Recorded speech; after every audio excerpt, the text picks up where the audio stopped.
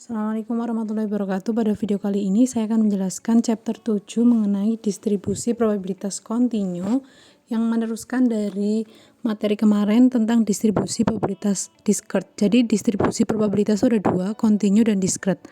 Untuk yang kontinu atau berkelanjutan, itu diharapkan nanti mahasiswa dapat memahami yang pertama adalah perbedaan antara distribusi discrete dan distribusi kontinu.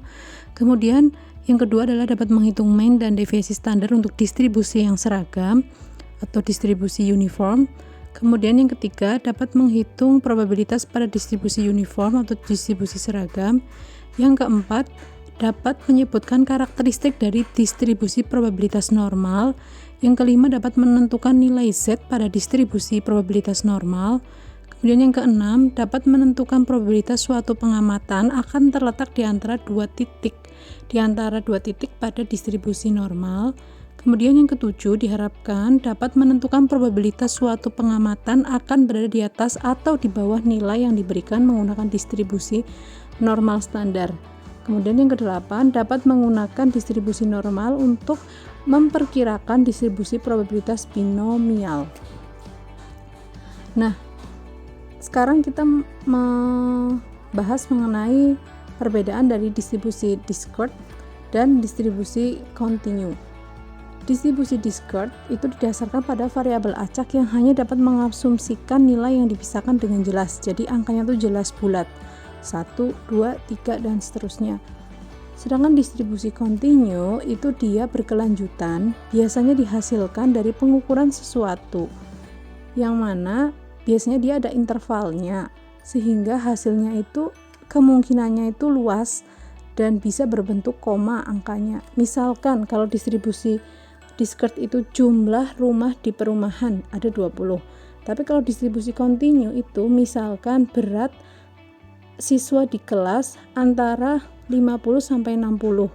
Nah, itu kan bentuknya interval dan isinya kemungkinannya juga banyak, mungkin ada berapa seperti itu. Nah, untuk jenis dari distribusi discrete dan distribusi kontinu bisa dilihat di sini. Distribusi discrete yang kemarin kita sudah pelajari ada binomium, ada hipergeometrik, ada Poisson. Kemudian untuk distribusi berkelanjutan atau kontinu yang sekarang kita pelajari ada uniform atau seragam. Kemudian ada distribusi probabilitas normal. Kemudian juga ada distribusi probabilitas normal dengan pengembangan binomial. Kemudian ada distribusi probabilitas eksponensial. Namun yang dibahas pada materi ini hanya pada distribusi probabilitas seragam, normal, dan sedikit membahas mengenai distribusi normal dengan pengembangan binomial. Sekarang kita masuk ke distribusi uniform atau distribusi seragam. Distribusi seragam ini berbentuk persegi panjang pada bentuk kurvanya. Jadi bentuknya persegi panjang seperti gambar yang dilihat di samping ya. Kemudian di situ akan mendefinisikan ada nilai minimum yaitu A dan ada nilai maksimum yaitu B. Dan memiliki rata-rata dengan cara hitungan yaitu mu atau rata-ratanya sama dengan A plus B dibagi 2. Dan dia juga dapat menghitung standar deviasi dengan cara akar dari B min A dipangkat 2 kemudian dibagi 12. Nah, angka 12 ini memang sudah ada dari sana. Selain itu, kita juga dapat menghitung tinggi atau range jarak dari suatu variabel dengan variabel atau antara yang A dan B. Itu caranya peluang untuk tingginya yaitu 1 sama dengan B min A. Kemudian kita juga dapat menghitung luasnya. Luasnya itu pada area yang tadi ya, yang di persegi panjang yang ada di gambar kurva. Itu caranya yaitu height ataupun tinggi atau jarak yang tadi 1 per B min A dikalikan dengan base-nya yaitu B min A. Itu cara mencari luas areanya. Nah, selanjutnya di sini kita bisa melihat contoh ya. Misalkan waktu Anda menunggu di telepon untuk perwakilan langsung dari perusahaan, jadi sebagai kayak CS, itu untuk mendiskusikan masalah-masalah keluhan, itu didistribusikan secara seragam antara 5 sampai 25. Nah, selanjutnya dari soal yang disebutkan tersebut, kita bisa tahu berapa sih waktu tunggunya. Nah, waktu tunggu di sini merupakan waktu tunggu rata-rata, yaitu dengan cara mencari mean-nya, yaitu A plus B dibagi 2, jadi 15 ketemunya. Kemudian kita juga bisa tahu berapa sih standar deviasi dari waktu tunggunya, dimasukkan ke rumus yang tadi ya. Standar deviasinya sigma sama dengan akar dari B min A pangkat 2 dibagi 12, ketemunya 5,77. Nah, setelah itu kita juga bisa mengetahui kemungkinan berapa sih waktu-waktu yang ditentukan ya. Misalnya kemungkinan menunggu lebih dari 10 menit. Jadi area dari 10 hingga 25 itu kita cari. Berarti kan di situ jaraknya adalah 15 menit. Nah, kita cari, yang dicari di sini adalah luasannya. Berarti 1/25 kurangi 5, 1/20, kemudian dikalikan dengan tadi jaraknya yang 10 hingga 25 kan jaraknya ada 15. Sama dengan ketemunya adalah 75. Nah, contoh yang lain yaitu berapa probabilitas waktu menunggu antara 15 dan 20 menit. Nah, jarak dari 15 sampai 20 menit itu kan 5 menit. Nah, tinggal dimasukkan ke rumus, jaraknya itu tadi kan 5 menit, kemudian dimasukkan ke H-nya yaitu 1/25 kurangi 5, ketemunya jadinya 0,25. Itu. Nah, setelah itu kita akan masuk ke pembahasan mengenai distribusi probabilitas normal, di mana distribusi probabilitas normal itu bentuknya seperti lonceng, atau kalau mungkin kita bisa lihat seperti gunung ya, yang memiliki satu puncak di tengah distribusi, di mana puncaknya itu nanti dia adalah mean, median, sama modusnya. Dan dari puncak tersebut akhirnya yang mean tadi itu akan membagi simetris antara kanan dan kiri. Selain itu juga dia bersifat asimptotik, yang artinya kurva itu semakin dekat dan lebih dekat ke sumbu X, tetapi dia tidak akan benar-benar menyentuh sumbu X. Jadi landai, semakin lama kan semakin landai, tetapi tidak akan sampai menempel dengan sumbu X.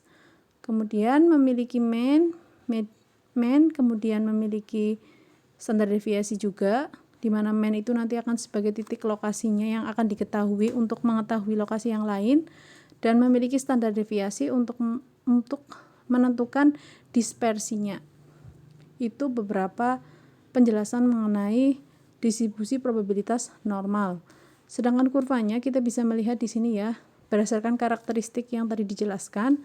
Kurvanya bisa dilihat di slide 10, itu bentuknya seperti gunung ya, ada mean, median, modus, itu dia berada di tengah, di mana membagi antara kanan dan kiri secara simetris. Bisa dilihat di situ. Selanjutnya kita akan mengetahui lebih lanjut nantinya perhitungan untuk distribusi probabilitas normal menggunakan pendekatan nilai Z, di mana distribusi probabilitas normal itu memiliki mean 0 pada titiknya 0 dan deviasi standar itu adalah 1, di mana nilai Z adalah jarak antara yang dipilih, nilai yang dipilih, dan X itu yang ditentukan, dan mu di sini atau mean itu adalah rata-rata dibagi dengan deviasi standar populasi. Biasanya sudah diketahui ya, berapa X-nya, berapa rata-ratanya, berapa standar deviasinya. Nah, untuk distribusi probabilitas normal itu juga disebut sebagai distribusi Z, karena biasanya dia untuk mencarinya menggunakan tabel Z. Di sini kita bisa melihat contoh, ada sebuah contoh ya, bahwa gaji awal 2 bulanan lulusan MBA baru yang mengikuti distribusi normal itu rata-rata $2.000 dengan deviasi standar $200. Berapa nilai Z untuk gaji $2.200? Nah, kita tinggal masukkan ke rumusnya. X-nya itu yang dicari dikurangi rata-ratanya adalah $2.000 dibagi dengan standar deviasinya adalah 200, maka ketemunya di sini adalah 1. Nah, dari soal ini ada juga pengembangan ketika gajinya tuh 1.700 tuh bagaimana, berapakah nilai Z-nya, itu tinggal dimasukkan, yang dicarikan 1.700, berarti dia sebagai X dikurangi dengan rata-ratanya yaitu 2.000 dibagi dengan standar deviasi 200 ketemunya negatif 1,5, di mana nilai Z1 itu menunjukkan bahwa nilai 2.200 adalah satu deviasi standar di atas rata-rata dari 2000.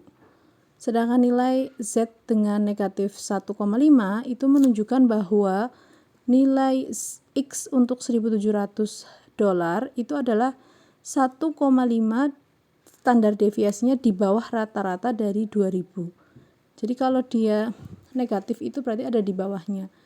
Jadi kurvanya itu nilai mean mediannya itu 2000. Nah, kalau 2200 kan berarti ada di sebelah kanannya, kanan kurva. Kalau 1.700 berarti ada di sebelah kirinya atau negatif tadi. Jadi dalam kurva distribusi normal, nilai area luasan loncengnya itu maksimal 1. Dan kalau ke kanan itu dia positif, bertambah positif. Kalau dia ke kiri berarti dia bertambah secara negatif. Nah, selanjutnya kita bisa melihat di sini beberapa pembagian secara standar deviasi dengan persen-persen ya. Misalnya sekitar 68% area di bawah kurva normal itu berada dalam satu standar deviasi rata-rata atau mu plus 1A. Kemudian kalau dia 95 sampai 95,44% berarti dia itu berada di mu plus 2 standar deviasi. Kemudian kalau dia ada di lebih dari 99,74% berarti dia berada di mu plus 3 standar deviasi. Sekarang kita masuk ke contohnya ya, penggunaan air harian di New Providence, New Jersey. Biasanya didistribusikan dengan rata-rata itu 20 galon dan deviasi standarnya itu adalah 5 galon.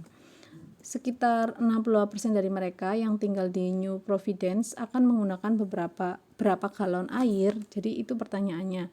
Kemudian sekitar 68% dari penggunaan air harian akan berada di antara 15 dan 25 galon dengan kurang lebih satu standar deviasi.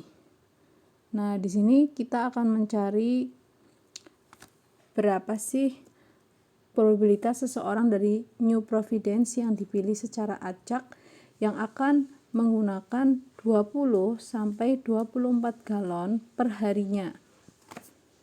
Nah, jadi pertanyaan yang ada dari soal yang tadi itu lebih ke yang ini ya.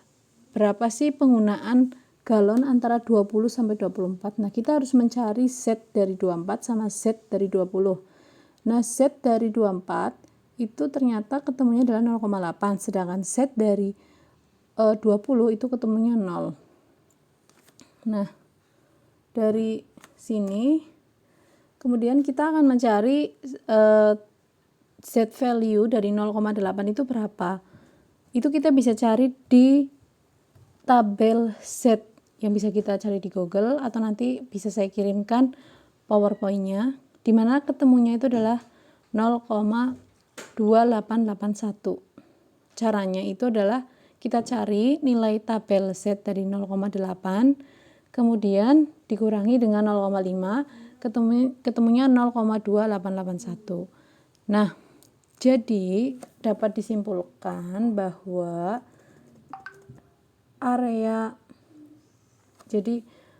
yang menunjukkan bahwa penggunaan galon antara 20 sampai 24 galon itu berada di persentase 28,81%. Itu seperti itu.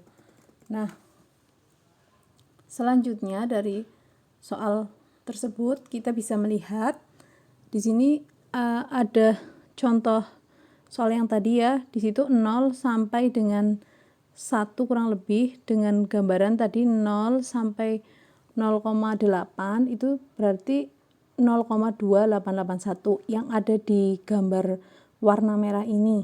itu 0,2881. Karena dia tadi caranya mencari tabel Z, kemudian dikurangi dengan 0,5. Maka ketemulah yang area yang dihasil ini. Karena kalau hanya berdasarkan tabel Z, berarti dia itu dari garis 1 ke kiri itu hasil dari tabel Z. Karena kita yang cari itu kan dari 0 sampai 1 saja, tidak 1 sampai minus 4 ke sana, tapi hanya dari 0 sampai 1, maka tadi hasil dari tabel yang dicari dikurangi 0,5. 0,5 itu kan separohnya yang negatif. Ketemunya 0,2881. Seperti itu. Nah, selanjutnya kita akan mencari berapa sih penggunaan populasi yang menggunakan antara 18 sampai 26. Itu sama caranya, kita harus mencari 26 berapa, 18 berapa. Setelah itu, kita sudah tahu nilai Z-nya, kita cari di tabel Z. Nah, karena dia range ya di antara, maka kita harus cari nilai dari 1,2 sama 0,4 itu berapa sih yang ada di tabel Z. Setelah itu ditambahkan, hasilnya adalah 0,5403. Ketika dijadikan persen berarti 54,03. Seperti itu. Nah, selanjutnya kita akan masuk ke contoh yang kelima. Di sini tentang Profesor Mann ya, yang telah menentukan bahwa skor dalam kursus statistika di mana dia mendistribusikan secara normal dengan rata-rata 72, deviasi standar adalah 5. Dia mengumumkan kepada kelas bahwa 15% teratas dari skor akan mendapatkan A.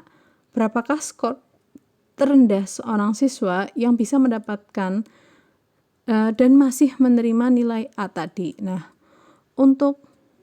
jadi di sini yang dicari adalah X-nya ya. Untuk memulai, biarkan kita mencari X itu dengan cara memisahkan mana yang skor A, mana yang skor B. Seperti itu. Jika 15% siswa mendapat nilai lebih dari X, maka 35% harus, jadi 15% itu lebih dari X, pembatasnya X ya, yang dicari tadi, maka 35% itu harus mendapatkan nilai antara 72 dan X. Jadi sisanya tadi. Kan kalau kurva itu bentuknya tadi kan, kalau yang distribusi normal itu lonceng, bentuknya itu kan 1. Kalau dia setengahnya berarti itu adalah 0,5. Nah, 0,5 dikurangi 0,15 kan ketemunya 0,35, atau kalau dijadikan dalam persen adalah 35%. Nah, ketika kita mencari dalam tabel Z yang mendekati dengan 35, itu ternyata nilainya adalah 1,04. Ini adalah Z-nya dengan nilai Z, maka nilainya adalah 1,04.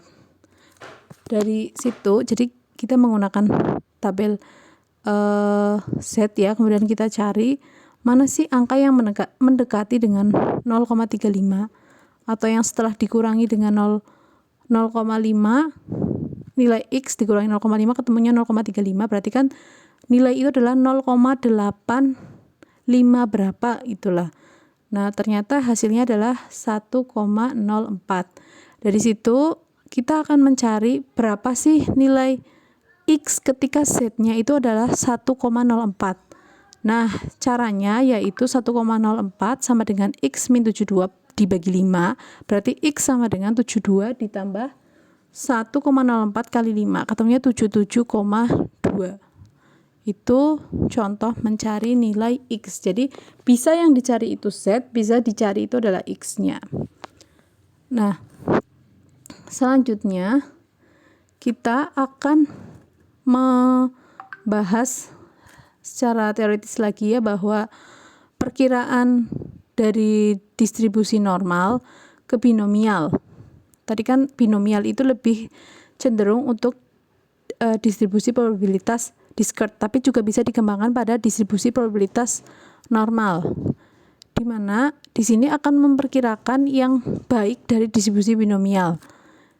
Dalam distribusi discrete, yang mana nilai N-nya itu pasti besar. Jadi bisa digunakan ketika nilai N-nya itu besar atau nilai populasinya.